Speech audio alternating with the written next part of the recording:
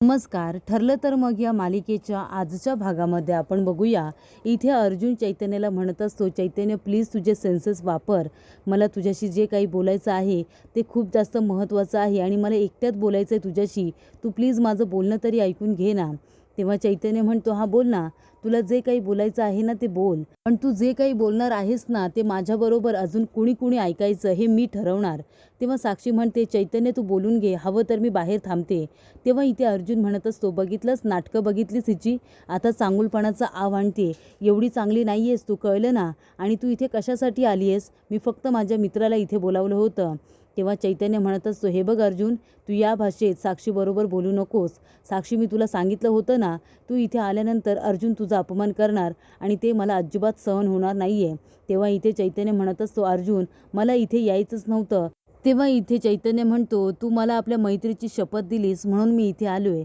तेव्हा अर्जुन म्हणतो, चैतन्य अरे तिच्या प्रेमात काय एवढा वेडा झालायस तर तुला आजूबाजूचं काहीच कळत नाही आहे. अरे हिच्या वडिलांमुळे माझे डॅडा तुझे प्रताप काका जेलमध्ये गेले होते, हे सगळं विसरलेस का तू? तेव्हा साक्षी म्हणते, या सगळ्यामध्ये अर्जुन सर माझी काही चुकी नाही आहे. तेव्हा चैतन्य म्हणतो, साक्षी गप्प बस, याला सगळं एक्सप्लेन करायची काहीच गरज नाही आहे. तेव्हा अर्जुन म्हणतो, चैतन्य प्लीज प्लीज फक्त माझं एकदा तू ऐकून घे. मला जे काही सांगायचं आहे ते शांतपणे. तू फक्त मला 5 मिनटं दे. मला जे काही सांगायचं आहे ते मी तुला सांगतो. मग कदाचित तुझे डिसिजनसुद्धा चेंज होतील. तेव्हा चैतन्य म्हणतो की माझ्या आयुष्यातले डिसिजन चेंज करणार तू कोण आहेस? माझे डिसिजन घेऊन झालेले आहेत आणि जिथे माझ्या साक्षीचा अपमान होईल ना तिथे मी अजिबात थांबणार नाही आहे. तुला जे काही बोलायचं होतं ते सगळं तू तुझ्या जवळच ठेव. मला नाही ऐकायचं आहे. आणि आता चैतन्य साक्षीला घेऊन तिथून निघून जातो. तेव्हा इथे सायलीसुद्धा अर्जुनला थांबवते. चैतन्य त्या दोघांचं काही ऐकून घ्यायला तयार नसतो. तो साक्षीवरती त्यांनी आंधळा विश्वास ठेवलेला असतो. तर इकडे प्रिया येते आणि रविराजला म्हणते की बाबा मला तुमच्याशी बोलायचं आहे. तेव्हा प्रिया म्हणत असते की बाबा हे बघा, मी तुम्हाला जे काही सांगते ना म्हणजे मी काकांबद्दल बोलते आहे. नागराज काका असे का वागतायत मला कळत नाही आहे. तुम्ही सांगितलं आहे त्या महिपतपासून दूर राहायला, तरीसुद्धा ते पवार वकील आहेत ना. तेव्हा रविराज काका म्हणतात, हां तो अरविंद पवार, त्याचं काय? तेव्हा प्रिया म्हणत असते की आता अरविंद पवार आहेत ना ते महिपतची केस लढणार आहेत.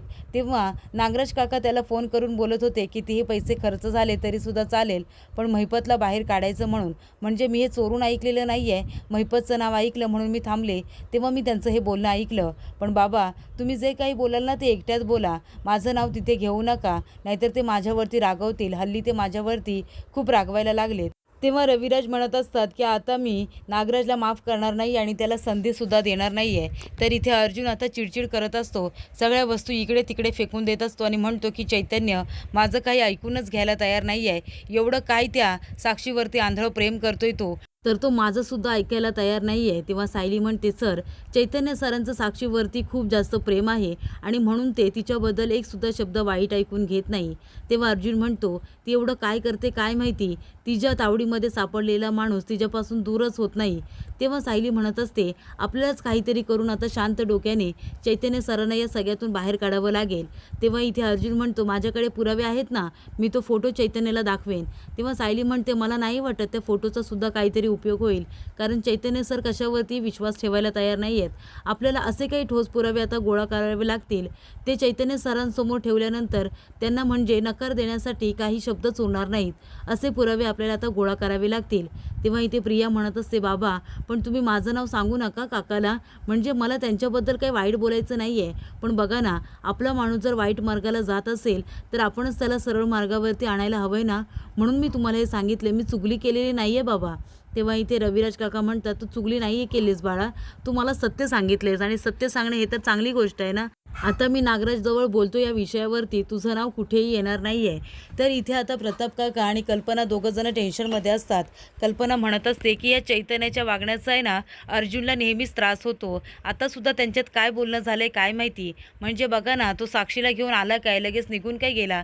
तेव्हा प्रताप काका म्हणतात, तू सायलीला बोलवलेस ना, तिच्याशी आधी बोलून घे, ती काय म्हणते ते ऐक. तेव्हा इथे कल्पना म्हणते, सायली काय झालं गं चैतन्य आणि अर्जुनमध्ये बोलणं.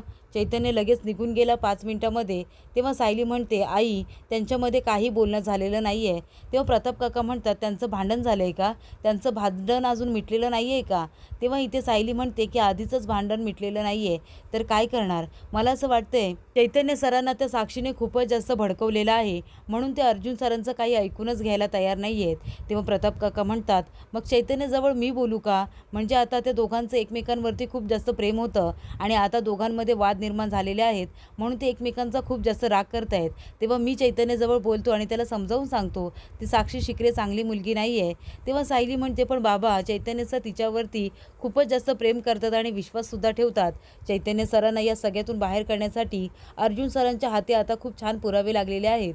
आपण आता लवकरात लवकर त्यांना त्या साक्षी शिकरेच्या तावडीतून बाहेर काढणार आहोत. तेव्हा कल्पना म्हणते, पुरावे लागलेत? कुठले पुरावे? तेव्हा सायली म्हणते, आई सगळं काही आता ठरल्याप्रमाणे होऊ दे, मग मी तुम्हाला दोघांना सविस्तरपणे सगळं काही सांगेन आणि तुम्ही काळजी करू नका आणि ह्या तणावाखाली तर तुम्ही अजिबातच राहू नका. तेव्हा कल्पना म्हणते, आमचं सोड गं, पण अर्जुन तर आता टेन्शन घेणारच ना चैतन्याच्या वागण्याचं. तेव्हा सायली म्हणते, ती जबाबदारी माझी. मी अर्जुन सरांना या सगळ्या प्रकरणातून लवकरात लवकर बाहेर काढते की नाही बघाच तुम्ही. तर इकडे आता अरविंद पवार यांना रविराजने बोलावलेलं असतं आणि ते विचारत असतात, मग अरविंद कसं चाललंय तुझं काम? तेव्हा इथे अरविंद म्हणत असतात की ढोंबरेंची केस तुम्ही मला दिली आहे ना, त्याच्यावरती मी काम करतो आणि त्याचा खूप मला फायदा होतोय. तेव्हा रविराज काका म्हणत असतात, अजून कुठल्या कुठल्या केसेस आहेत तुझ्याकडे? तेव्हा इथे दाभोळकरांची आणि इथे महिपत शिकरे यांची केस माझ्याकडे आहे. तेव्हा इथे रविराज विचारत असतात की महिपत तर जेलमध्ये आहे ना, मग त्याची केस कोण लीड करतंय? तेव्हा इथे अरविंद पवार म्हणत असतात की तुमचे भाऊ नागराज ही केस लीड करतायत, त्यांची मुलगी करत नाही आहे. तेव्हा इथे पवार म्हणत असतात की तुम्ही आणि अर्जुन सरांनी महिपत शिकरेला जेलमध्ये टाकले मला माहिती आहे, पण मला असं वाटलं होतं की तुमचा भाऊ नागराज या केसमध्ये एवढा इंटरेस्ट घेतोय तर तुमच्या दोघांमध्ये काहीतरी बोलणं झालं असेल. तेव्हा इथे रविराज काका म्हणतात, माझं आणि त्याचं काही बोलणं झालेलं नाही आहे आणि माझा या सगळ्याशी काही संबंधसुद्धा नाही आहे. तू तुझ्या केसकडे लक्ष दे आणि काही मदत लागली तर मला सांग, असं ते म्हणतात. नागराजला मी खूप सूट दिली, पण आता नाही, आता त्याच्याशी बोलायलाच हवं.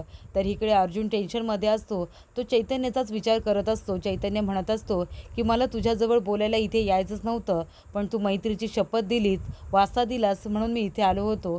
तेवढ्यातच सायली आता फोन करते. अर्जुन म्हणतो की मिसेस सायली मला घरातल्या घरात काय फोन करतायत आणि तो फोन उचलल्यावर ती म्हणते, सर तयार व्हा आणि लवकरात लवकर गेटजवळ या, मी तुमची वाट बघते. तेव्हा अर्जुन म्हणतो, गेटजवळ म्हणजे नक्कीच काहीतरी प्रॉब्लेम असेल. तरी ते साक्षी म्हणत असते, सगळ्या बाजूने माझी गोची झालेली आहे, पण मी या प्रकरणातून बाहेर पडणार. मी स्वतःला निर्दोष सिद्ध करून मी बाहेर पडणार, कारण माझ्याबरोबर तरी ते चैतन्य गप्पच बसलेला असतो. तेव्हा साक्षी म्हणते, चैतन्य काय झाले? तू माझ्याबरोबर आहेस ना? मी मगापासून एकटीच बोलते. तेव्हा चैतन्य म्हणतो, अगं ह्या अर्जुनला काय वेळ लागले का? कसा बोलतो तो तुझ्याबरोबर? एवढं सगळं होऊन सुद्धा तो तुलाच चुकीचं समजतोय, तुझ्यावरती अविश्वास दाखवतोय तो. आता तर मी एक काम करणार, तुला या केसमधून आहे ना मीच बाहेर काढणार. एकच मार्ग आहे त्याचं तोंड बंद करण्याचा. वात्सल्य आश्रम मर्डर केसमध्ये तुझी काही इन्व्हॉल्वमेंट नाही आहे हे मला आता सिद्ध करायचं आहे. तेव्हा इथे साक्षी म्हणते, अरे पहिल्या दिवसापासून मी हेच तर सिद्ध करण्याचा प्रयत्न करते ना. तेव्हा चैतन्य म्हणतो, पण तेव्हा मी तुझा वकील नव्हतो ना, पण आता बघ मला असा काहीतरी क्लू सापडेल ना, त्याच्यावरून मी हे सिद्ध करू शकतो की तू निर्दोष आहेस. तेव्हा इथे साक्षी आपल्या मनामध्ये म्हणते, तू जास्त डीपमध्ये जाऊन जर अभ्यास केलास ना तर तुला कळेल की मीच याच्यामध्ये इन्व्हॉल्वमेंट आहे आणि मीच त्या विलसचा खून केलाय. तेव्हा इकडे आता सायलीने स्कूटी वगैरे काढलेली असते आणि ती फोनवरती बोलत असते, सगळी तयारी करून ठेवायला सांगितलेली असते. तेव्हा अर्जुन म्हणतो, मिसेस सायली स्कूटी हे सगळं काय कॉम्बिनेशन आहे? तेव्हा इथे अर्जुन म्हणतो की कुठे चाललाय मिसेस सायली तुम्ही? तेव्हा सायली म्हणते, मी नाही चालले, आपण चाललोय. तेव्हा अर्जुन म्हणतो, पण आपण कुठे चाललोय? तेव्हा सायली म्हणते, आपण डेटवरती चाललोय, फिरायला चाललोय आपण दोघंजणं बाहेर.